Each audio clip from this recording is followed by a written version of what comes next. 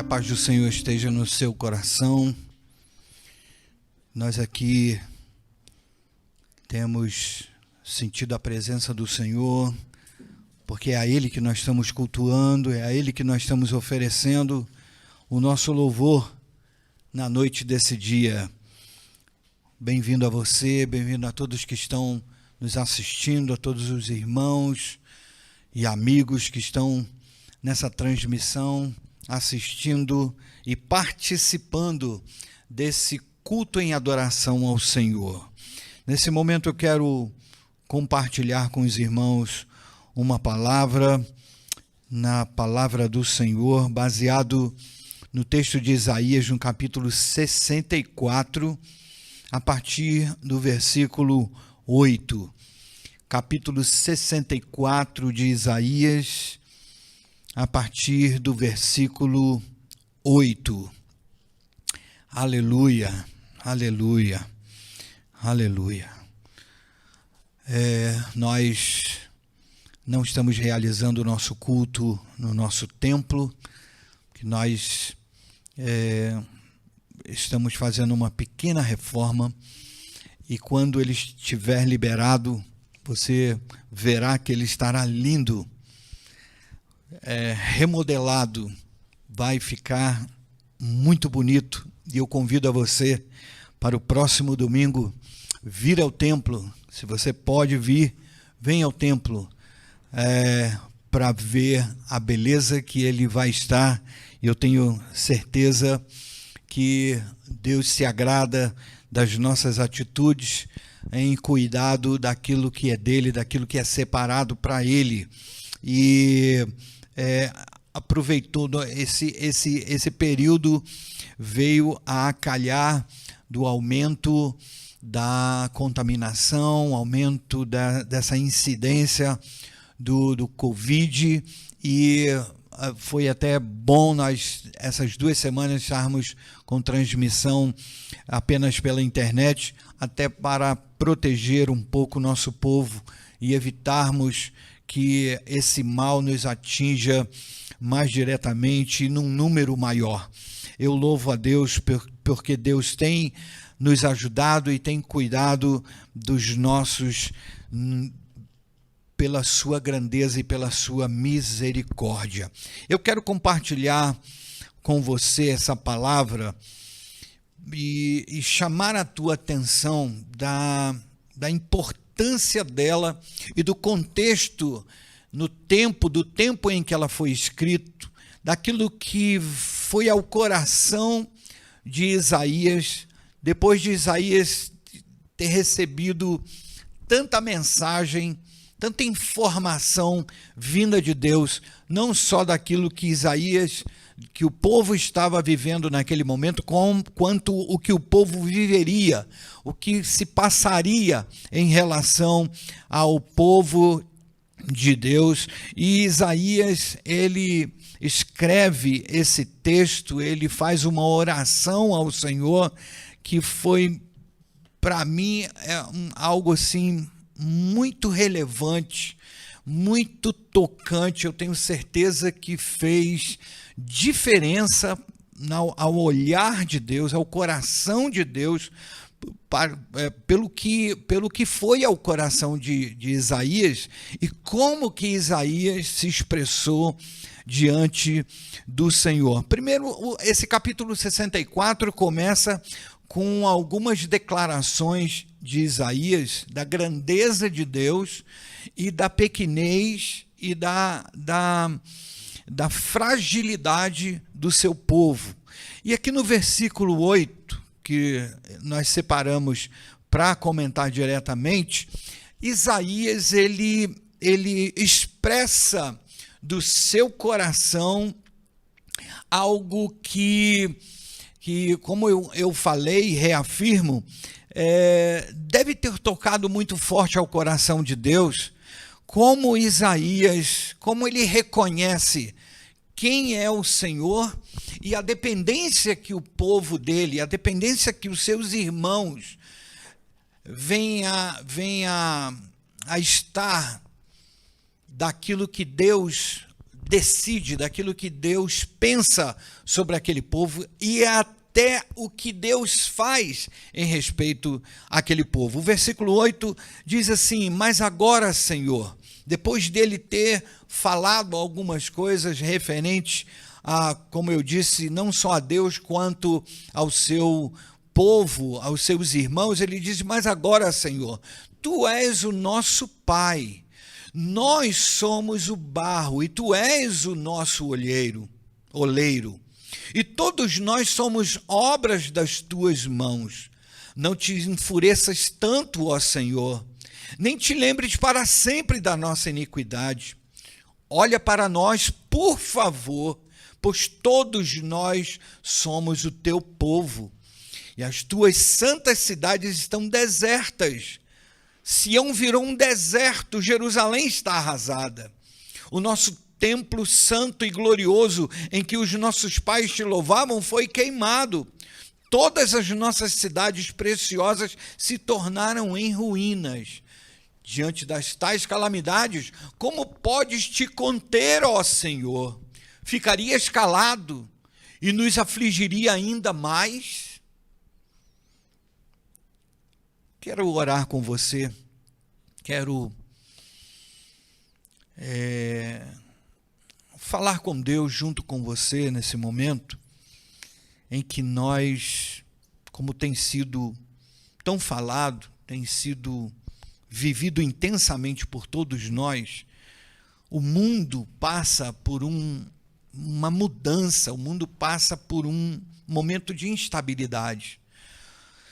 E nós, como filhos de Deus, temos a responsabilidade de entendermos o momento que nós estamos passando e, no contato com o Senhor, pedir a sua misericórdia, pedir a sua intervenção, para que Ele até não chegue ao ponto de realizar aquilo que Ele pensa diante da humanidade. E pedir ao Senhor que, nesse momento, Ele possa ministrar essa palavra que foi separada, ministrar ao teu coração e ao meu coração. Ore comigo. Senhor, nós somos os teus filhos, e eu falo como Isaías, nós somos obras das tuas mãos, nós somos resultado do teu amor, resultado de uma ideia, de um sonho, de um projeto, e estamos aqui, estamos vivendo a vida humana, com todas as alegrias e tristezas, com todas as bênçãos e sofrendo também as maldições. Nós colocamos diante do Senhor nosso coração nesta noite, para que na tua palavra possamos entender o nosso papel de filhos, entender o nosso papel de povo, participantes desta geração. Faz de nós, Senhor, atalaias, faz de nós, Senhor, mensageiros da tua palavra e do teu coração. Usa a tua palavra para a nossa vida nesta noite, em nome do Senhor Jesus. Amém. Amém. Irmãos, para que nós entendamos um pouco, ao ler o texto nu, parece que as palavras que os escritores proferem são resultado daquilo que estão vivendo no momento. Mas eu quero chamar a atenção a você que essa palavra de Isaías, ela é uma palavra profética. Ela é uma palavra que o seu objetivo é para o futuro. É uma palavra que Isaías, utilizando toda a história do seu povo e vivendo parte das bênçãos e das maldições que o seu povo vivia, Isaías visualizou o futuro e parte do seu diálogo com Deus se refere àquilo que está para acontecer, aquilo que está diante dos seus olhos, diante da sua existência, aquilo que, vamos dizer, que estava escrito, estava declarado por Deus, do que Deus faria em relação ao seu povo. Isaías percebeu que o seu povo não só tinha se desviado do padrão moral de Deus, do padrão espiritual de Deus, mas também no futuro se desviaria ainda daquilo que Deus estabeleceu. Me faz lembrar a trajetória de Moisés e os diálogos que Deus travou com Moisés naquele deserto. E principalmente o que me vem à memória é um dos últimos diálogos que Deus teve com Moisés. Moisés, já perto do Rio Jordão, já no final da trajetória do povo de Israel naquele deserto, Deus fala com Moisés que ele deveria levar Josué para a tenda e passar aquela autoridade na imposição de mãos sobre Josué, que autoridade é essa que Deus tinha dado a Moisés, porque Deus já tinha falado, estava relembrando a Moisés de que Josué ficaria no seu lugar. E num dos momentos Deus fala para Moisés: este povo, depois que você morrer, eles se desviarão, eles se inclinarão a outros deuses. Quando esse povo entrar na terra prometida, eles vão seguir os deuses daquelas nações. Deus já fala para Moisés o que vai acontecer no futuro. E Moisés, ele, num ato, posso dizer até, num ato desesperador, no seu discurso para com aqueles líderes, antes da sua morte, antes de subir ao monte e avistar Canaã, ele para mim, na minha maneira de ver, ele se desespera. E ele deve ter falado com aspereza até mesmo, com aquela liderança, dizendo: vocês são um povo obstinado, vocês são um povo que vão abandonar o Senhor. Quando vocês estiverem na terra em que Deus separou e está trazendo vocês, vocês vão se desviar, vocês vão adorar outros deuses. Aqui é como se Isaías também visualizasse esse quadro de iniquidade, de desvio, de decadência de Israel. E ele abre o seu coração e vem dizendo a Deus aquilo que o povo passaria, aquilo que o povo está passando e o que o povo passaria. Então, Isaías, ele aproveita esse momento, e é por isso que veio ao meu coração trazer essa palavra para os irmãos essa noite, é que Isaías, ele aproveita o momento em que ele abre o seu coração e fala com Deus em nome do povo. Ele pede, roga, suplica a Deus uma mudança de postura de Deus, não de postura exatamente, mas uma mudança de atitude de Deus, porque Isaías sabe, Isaías conhece o Deus que ele serve. No início desse capítulo 64, ele faz uma declaração tremenda. Ele diz: ah, se fendesse os céus e descesses, se os montes tremessem na tua presença, como quando o fogo acende os gravetos, como quando faz ferver a água, para fazer notório o teu nome aos teus adversários e para que as nações tremam diante de ti. Veja a visão e o entendimento que Isaías tem desse Deus. Isaías não só conhece um Deus de ouvir falar, mas Isaías teve uma experiência pessoal com Deus. Foi, se não me falha a memória, o único profeta que foi chamado numa experiência ocular de Deus. Os outros profetas, principalmente Jeremias, a gente percebe Deus fala com ele, Deus o chama, ele ouve a voz de Deus. Mas Isaías, lá no capítulo 6 desse livro, é um texto muito conhecido, Isaías, em determinado momento, vê a glória do Senhor e diz: eu sou um homem que vou perecer diante da glória de Deus. Eu estou vendo a glória de Deus. Isaías conhece essa grandeza.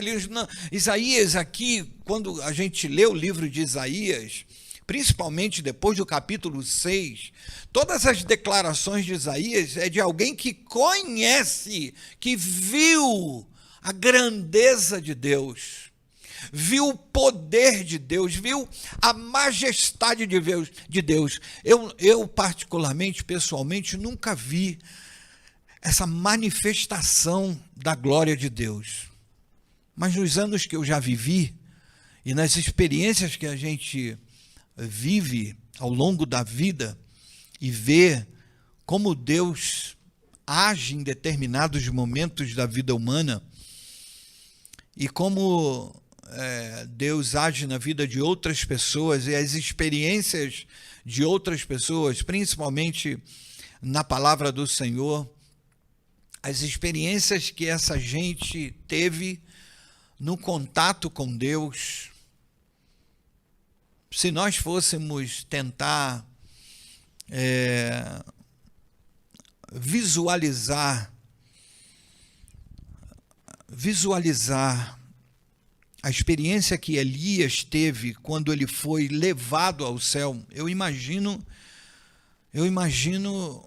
o que Eliseu viu, o que Eliseu presenciou e o que isso fez de diferença na vida de Eliseu a partir daquele momento.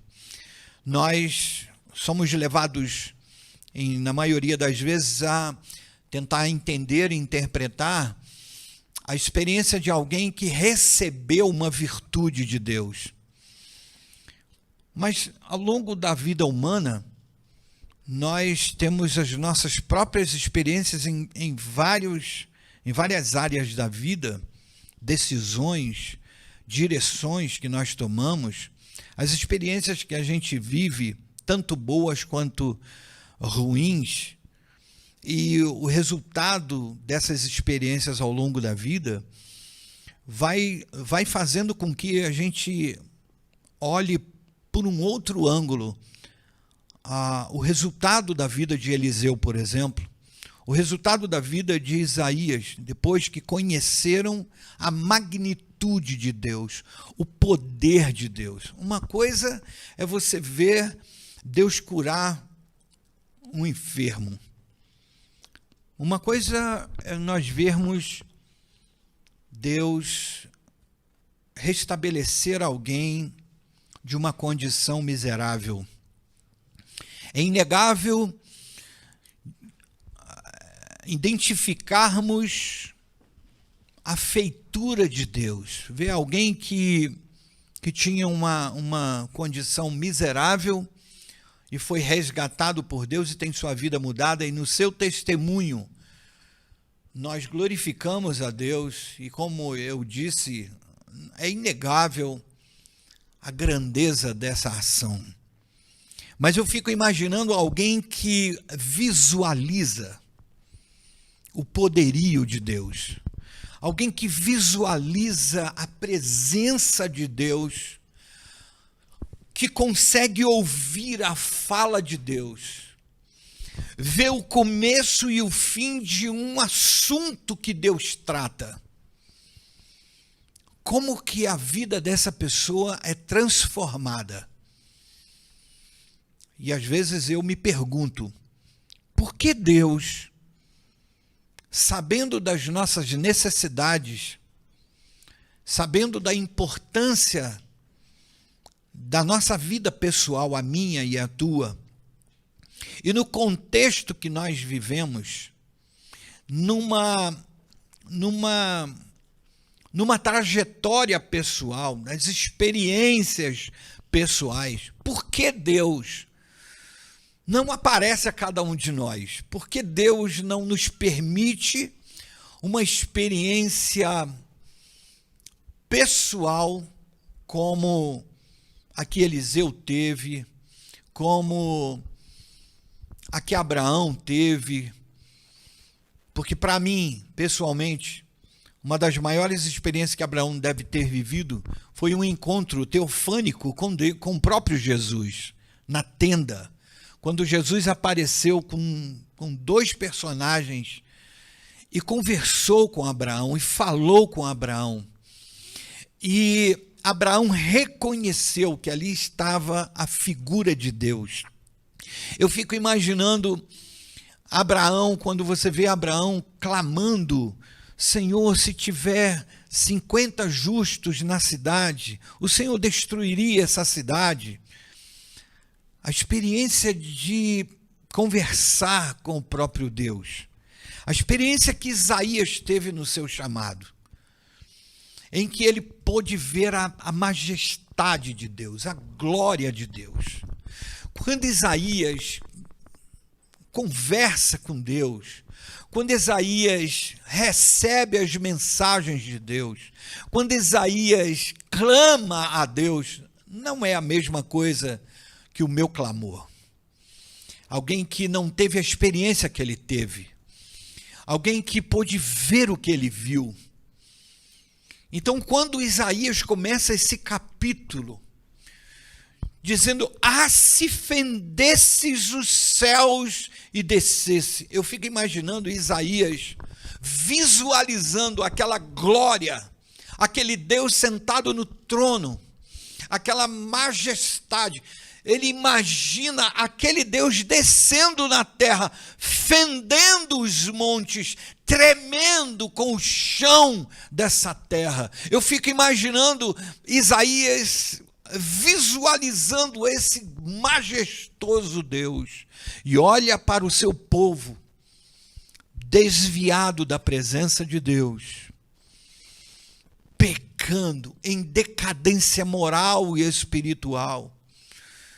Eu imagino a angústia do coração de Isaías, a angústia de não conseguir colocar na cabeça dos seus irmãos aquele Deus que ele conheceu, a importância de lidar com esse Deus não como uma figura retórica, não como uma figura participante apenas de ritos e de cultos, mas um Deus poderoso, um ser magnífico, maravilhoso, um ser individual e pessoal. Eu fico imaginando Isaías desesperado diante do quadro que ele já conhece e que ele visualiza do seu povo decadente, do seu povo desviado da presença de Deus. Eu fico imaginando Isaías na sua angústia, clamando a Deus. Aí a gente consegue entender Isaías dizer assim, mas Senhor, tenha misericórdia de nós. Ele sabe que os seus irmãos, a sua nação, não só está caída, continuará caída. E pecará ainda mais diante desse Deus. Aí eu trago para os nossos dias, é inevitável você contextualizar tudo isso. Eu fico imaginando que na minha pequena experiência com Deus, na minha pequena vivência com Deus,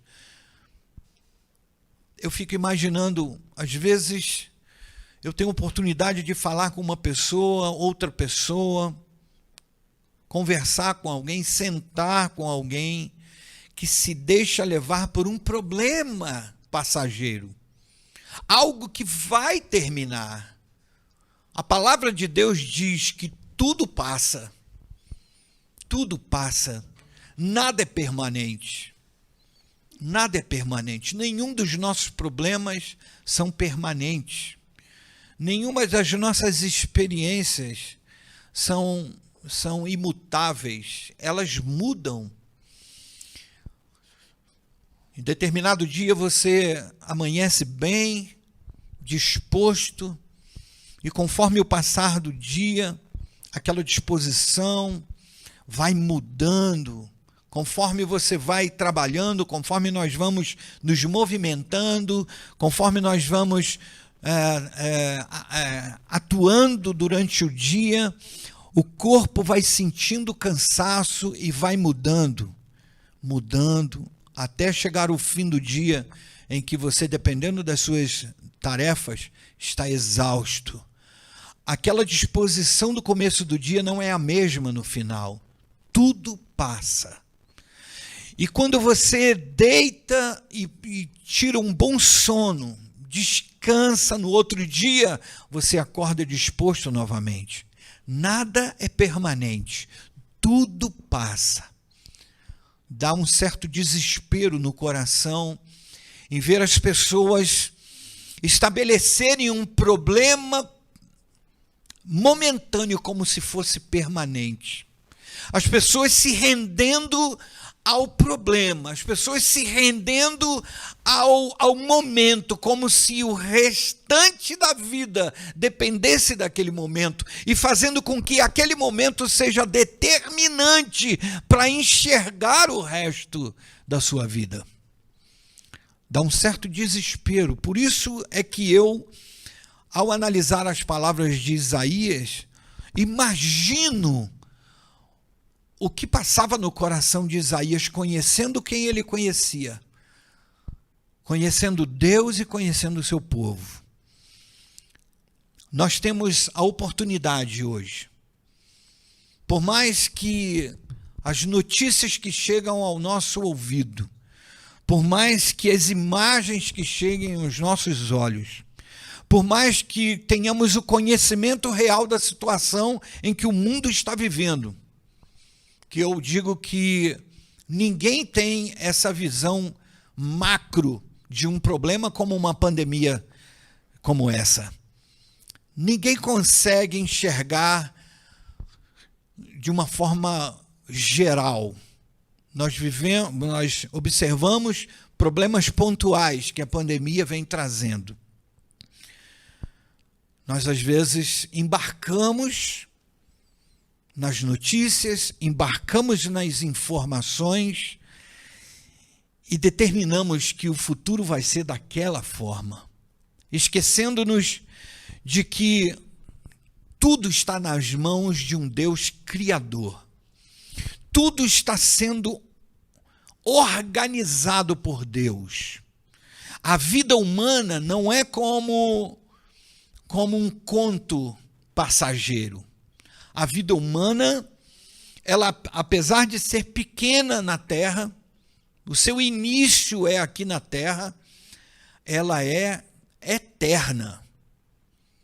Ela é eterna, ela não acaba mais. Você que nasceu, você estará vivo para a eternidade. A Bíblia nos assegura isso. Nós passamos de uma fase para outra. Nós passamos de um contexto para outro. Mas nós não morremos. Nós estaremos vivos eternamente. E depende das nossas posições, e depende das nossas decisões, onde passaremos esse futuro. Está nas nossas mãos. Deus fala no capítulo 28 de Deuteronômio ao seu povo: coloco duas portas diante de ti. A porta da bênção e a porta da vida e a porta da morte. A porta da bênção e a porta da maldição. Qual você escolherá? E Deus nos dá como igreja também, num momento como esse, a oportunidade de fazermos como Isaías fez.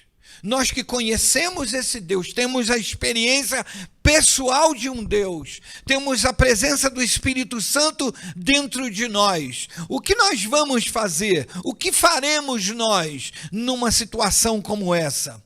No contexto em que estamos vivendo, qual é a nossa participação nesta pandemia? Talvez você imagine que você teria uma participação importante se você fizesse parte de um governo, se você fizesse parte das decisões de um Ministério da Saúde, envolvendo a vacinação, envolvendo as restrições de um convívio social, comunitário. Talvez você imagine que você participaria mais diretamente se o seu nome fosse parar ou a sua imagem fosse parar numa televisão a nível nacional, você dando uma palavra, tomando uma decisão como alguns tomam. Talvez você imagine que você só ficaria marcado se as pessoas te vissem, ouvissem você, mas a palavra de Deus me assegura que a oração do justo vale muito no seu efeito. Nós temos uma participação direta nessa história, conforme a nossa posição, as nossas decisões. É lógico, irmãos, que nós somos vulneráveis. É evidente, nós temos as nossas dificuldades, os nossos impedimentos. Nós, assim como eu citei, acordamos dispostos, mas podemos acordar para baixo, desanimados, até mesmo desesperados por uma situação. Nós somos vulneráveis, nós sofremos o caos, nós sofremos as perdas, nós sofremos os problemas que advêm sobre toda a sociedade. Nós somos a sociedade, fazemos parte dessa sociedade. Agora, dizer que porque eu sou crente, eu tenho que estar rindo a todo tempo, tenho que estar perfeito aos olhos humanos, isso não é verdade, isso não é de se esperar de nós. O que se espera de nós é esse coração de Isaías: Senhor, tenha misericórdia do teu povo, Senhor, porque ele é teu filho, ele é obra tua. Sim, isso é da nossa participação. Isso eu posso participar, isso você pode participar. Não precisa ninguém ouvir a tua voz, não precisa ninguém ouvir a tua oração, ninguém precisa saber da sua indignação. Nós temos essa tendência de nos indignar com decisões, com posições e fazer que todos conheçam a nossa indignação. Isso é comum do homem, mas nós precisamos também trabalhar isso, porque essa não é a melhor forma de participar como bênção de uma situação pela qual estamos enfrentando. Nesse texto eu separei pelo menos 3 declarações e 3 apelos que Isaías faz a esse Deus diante da situação que o povo vinha vivendo e diante daquilo que viveria o seu povo. No versículo 9 ele diz: Tu és o nosso Pai, não te enfureças tanto, Senhor. Essa é a primeira declaração que eu vejo diretamente ao coração de Deus, sensibilizando Deus. O que Isaías fez aqui, irmãos, é o que o próprio Deus requer de mim e de você. É o que o próprio Deus Esse Deus que é tão pessoal, esse Deus que nos conhece, esse Deus que sabe quem nós somos, sabe o que nós pensamos, sabe o que nós gostaríamos que acontecesse, sabe da nossa decepção do que acontece. Esse Deus, ele me dá a oportunidade de dizer a ele: meu Pai, não fiques furioso. Deus me dá a oportunidade, e esse texto, mesmo que tenham outros, me mostra que Deus me dá a oportunidade de participar das suas próprias decisões. Jeremias capítulo 33, versículo 3. Agora eu me confundi, não sei se é 3:33 ou 33:3. 33:3. Clama a mim e eu responder-te-ei. Se Deus não fosse tão pessoal, ele diria assim, aguenta firme, meu filho, que eu vou cumprir tudo que eu estou falando e não tem nada que mude. Aguenta firme, vou te dar graça para que você participe e sofra aquilo que eu estou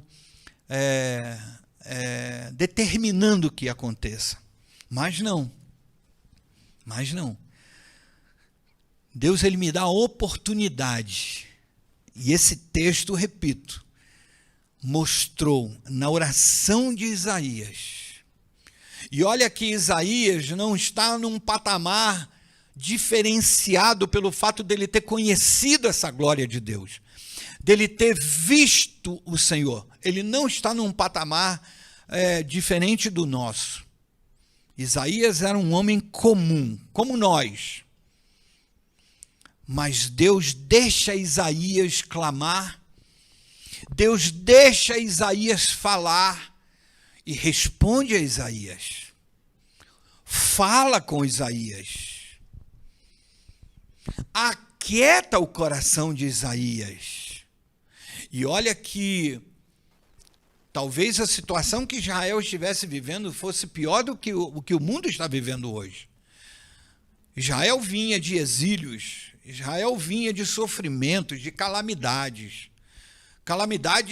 para com um povo, não um vírus que atinge o ser humano e traz doença e pode levar à morte. Não, Israel vivia sob o olhar de opressores, Israel vivia sob a ira dos perseguidores. E as calamidades que Israel sofria eram resultados dessa ira, dessa gana dos inimigos de Israel para destruí-los. Isaías clama: tu és o nosso Pai. Ele não diz nosso Deus. Ele não diz nosso Criador. Ele diz o nosso Pai. Foi o Senhor que nos gerou. Isaías, ele apela como um filho que quer a atenção do seu pai. Um filho que quer que o seu pai não só lhe dê atenção, mas que o seu filho, que o seu pai atenda o seu pedido.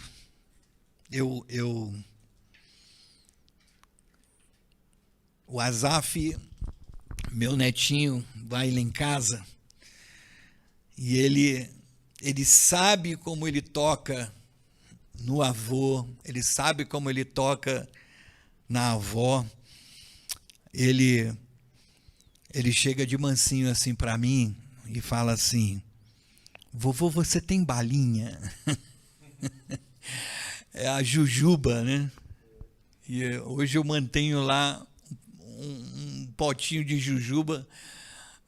Não dou muito a ele por causa dos dentinhos dele, mas eu também sempre consulto os pais, né? Pode dar? Às vezes ele diz, não pode dar. Olha, não pode dar, agora não, mais tarde ou amanhã, outro dia. Mas ele vem mansinho e fala: vovô, o senhor tem balinha? Aí eu digo: eu tenho, Asaf. Por quê? Você me dá a balinha? Aí eu fico assim, entre a cruz e a espada, porque é um pedido, irmãos, que é difícil negar, é muito difícil. A disciplina nos traz a melhor conduta. Espera aí, deixa eu falar com a mamãe. Vamos lá falar com a mamãe, vamos ver se a mamãe deixa você chupar balinha. E vamos lá, consulta. E a mamãe e o papai, quase todo o tempo, quase sempre, pode dar uma balinha. Aí ele vem alegre, sorrindo.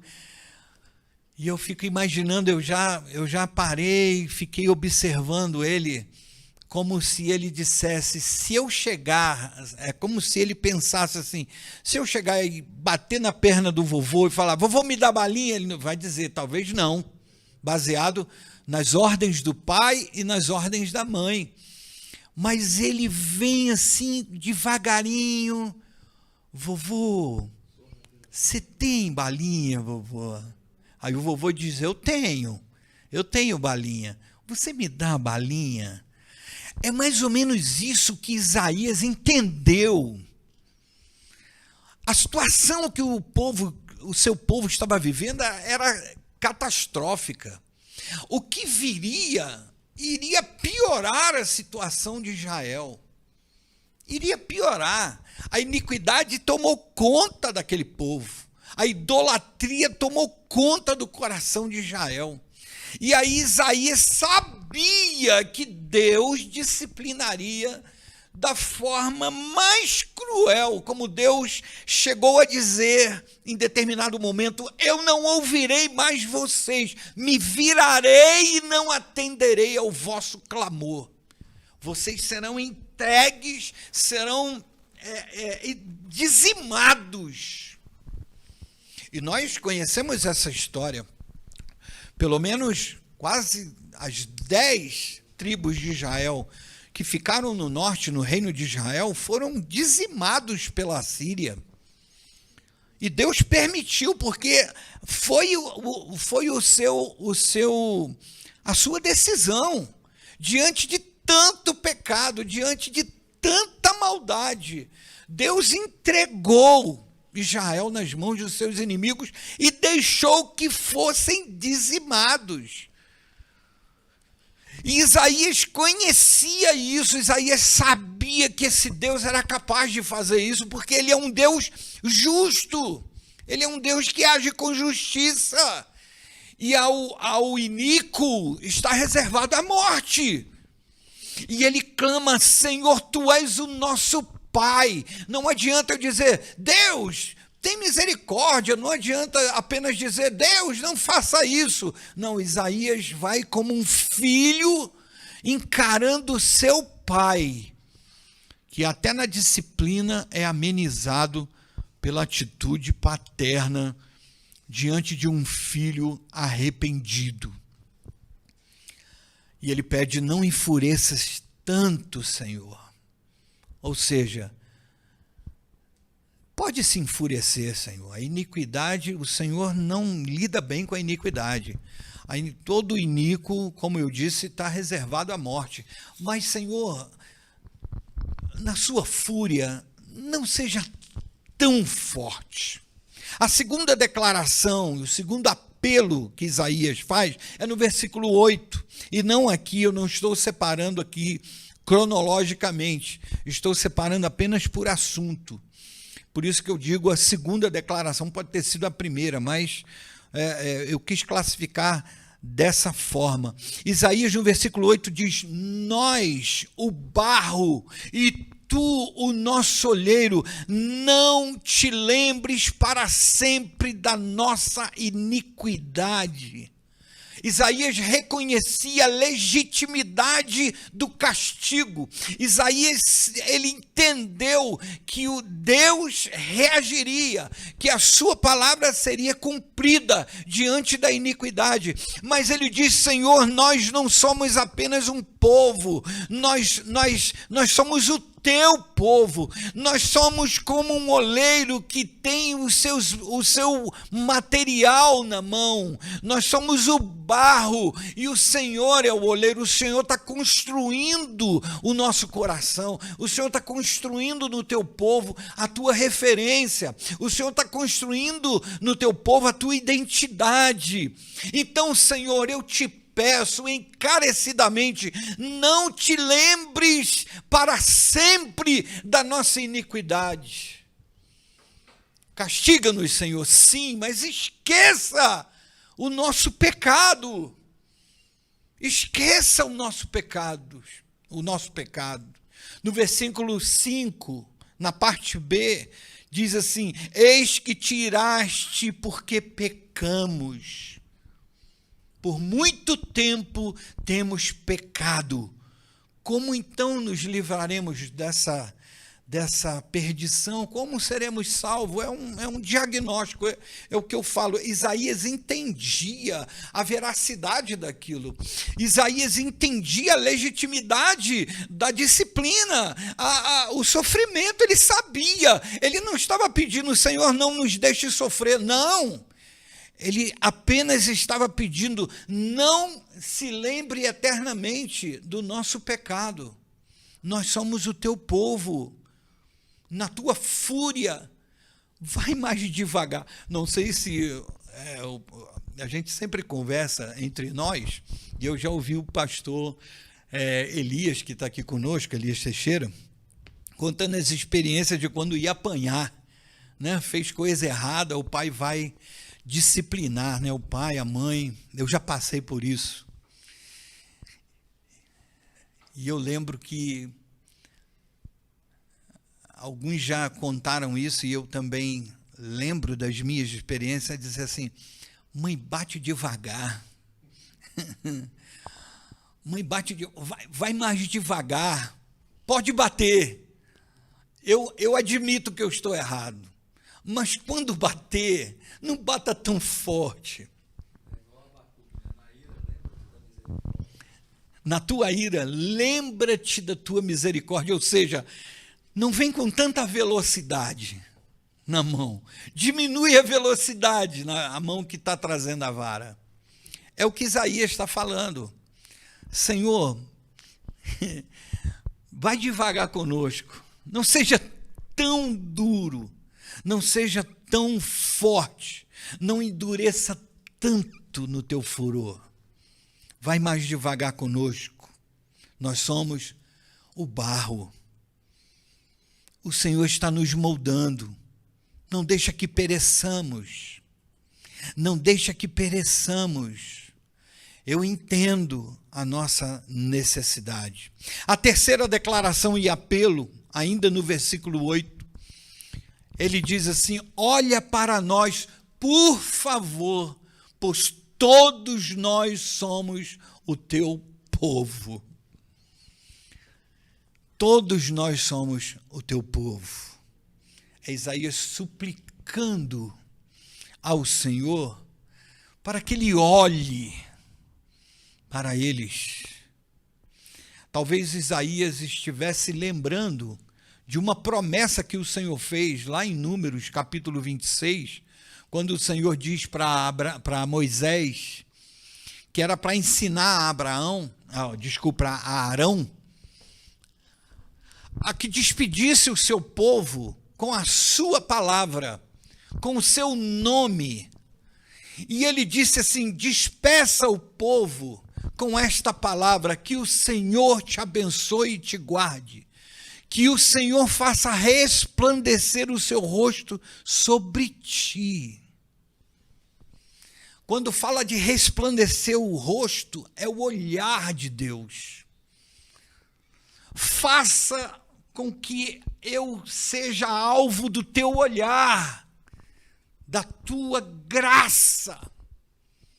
Talvez Isaías, aqui eu estou exercendo a minha liberdade de pensar. Talvez Isaías tenha lembrado desse texto. Senhor, lembra que o Senhor mesmo prometeu que estaria com o seu olhar sobre nós. E aí ele pede: Senhor, olhe para nós.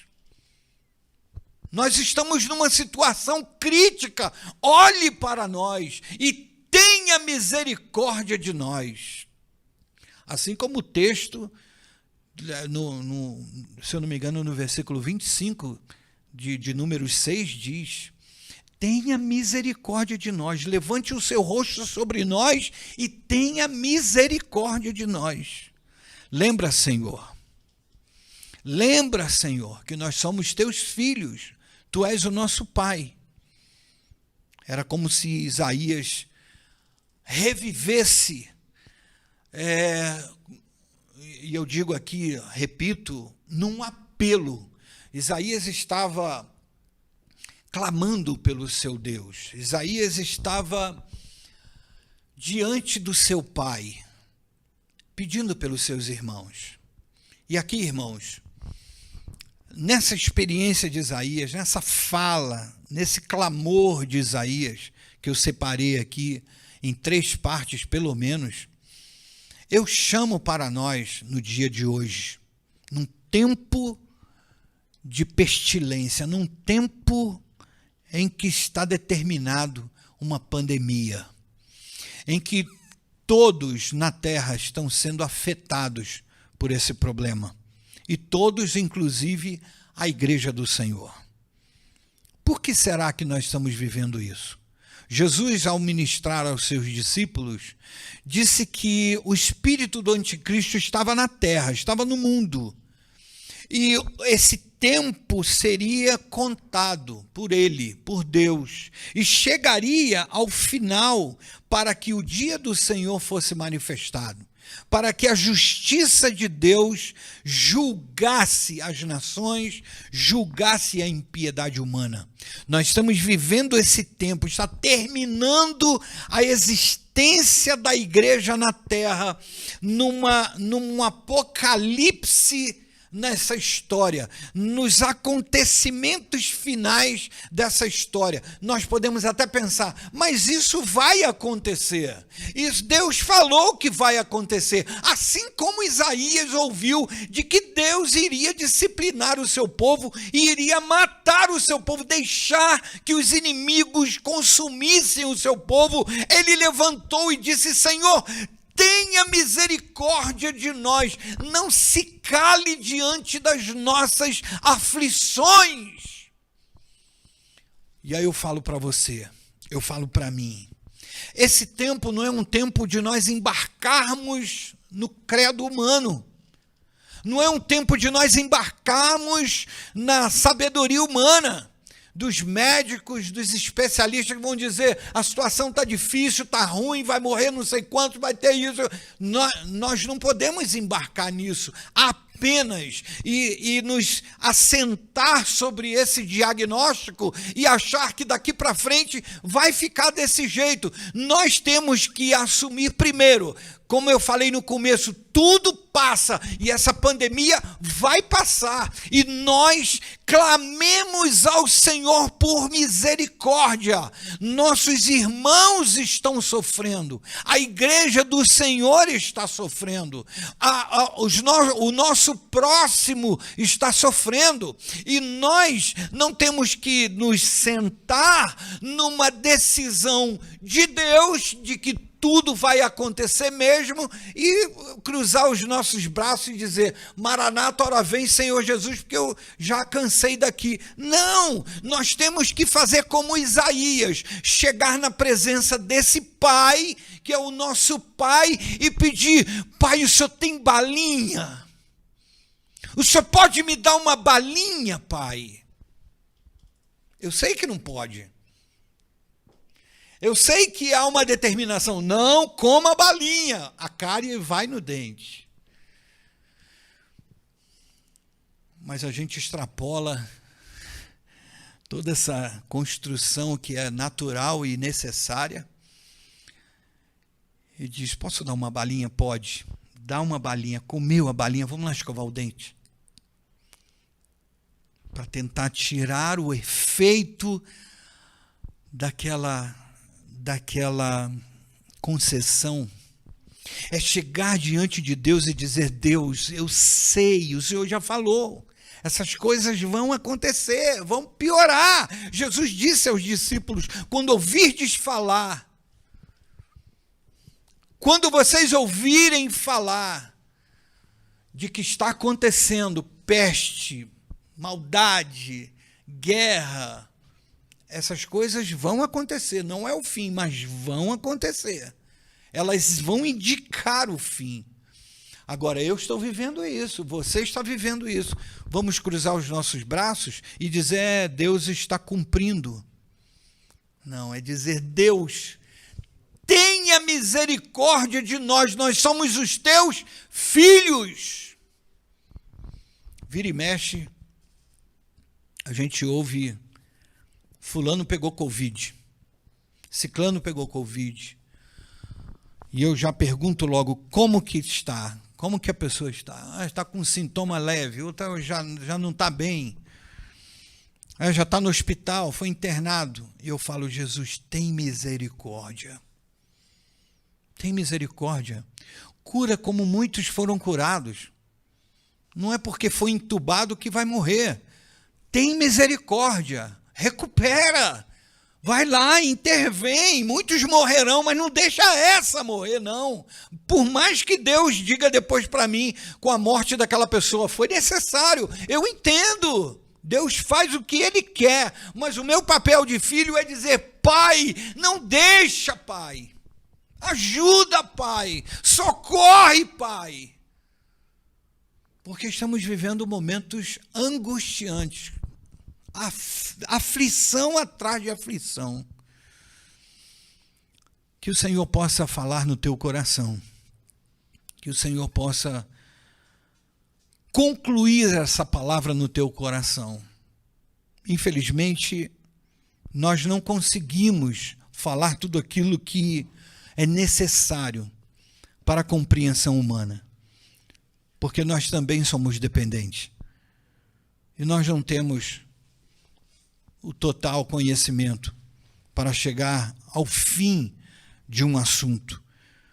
Mas aí eu clamo ao Espírito Santo que possa falar no teu coração, que possa completar no teu coração essa palavra, que possa despertar em você um intercessor, despertar em você alguém que é participante.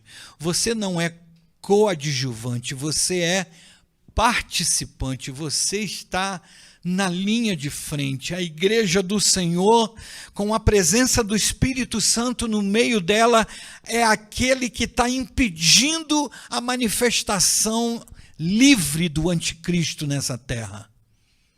A igreja do Senhor, eu e você, na presença do Espírito Santo, estamos impedindo que esse mal seja estabelecido na presença, na manifestação, no governo do anticristo, da iniquidade ser estabelecida de uma vez nessa terra.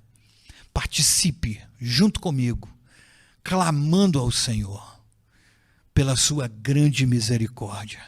E a dica aqui está: Pai, nós somos os teus filhos, ouve o nosso clamor. Feche os seus olhos nesse momento. Senhor, a palavra é tua, a dica é tua.